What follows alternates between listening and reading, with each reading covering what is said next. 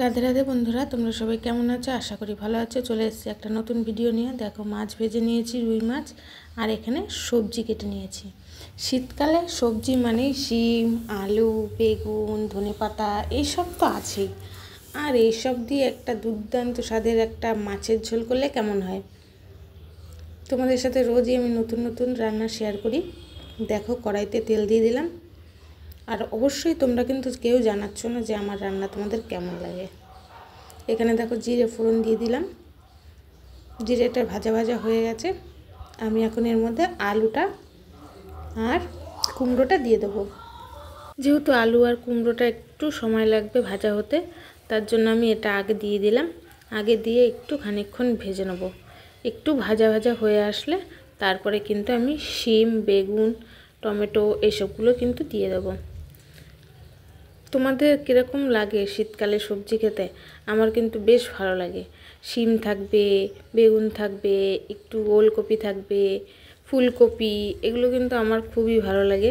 জানি না তোমাদের কেমন লাগে। শীতকালে সবজি খেতে খুবই মজা। সবজি যেমন সস্তা হয়, তেমনি এই সময়টা স্বাদও কিন্তু খুব ভালো হয় সবজির। আর সারা সিজনে কম বেশি সব কিছুই পাওয়া যায়, কিন্তু ততটা টেস্ট কিন্তু হয় না। আর শীতকালে এগুলো যেহেতু পরিমাণে বেশি ফলন হয়, চাষবাস হয়, তাই শীতকালে কিন্তু খেতে বেশ মজাই লাগে। দেখো, আমি নুন হলুদ দিয়ে দিয়েছি। ভাজা ভাজা হয়ে গেলে এবার আমি টমেটোটা দিয়ে দেবো এর মধ্যে। দিয়ে খানিকক্ষণ নাড়িয়ে চাড়িয়ে নেবো। আর এর জন্য আমি মশলা করেছি, সে মধ্যে দেখিয়ে দেবো যে আমি এর জন্য কি কি মশলা করেছি। বেশি কোনো মশলা দেওয়ার প্রয়োজন নেই। তোমরা যদি শুধু আদা জিরে বাটা দিয়েও করো তাও খুব ভালো লাগবে, কিন্তু আমি এখানে কি কি মশলা দিয়েছি সেটা আমি তোমাদের সাথে শেয়ার করছি।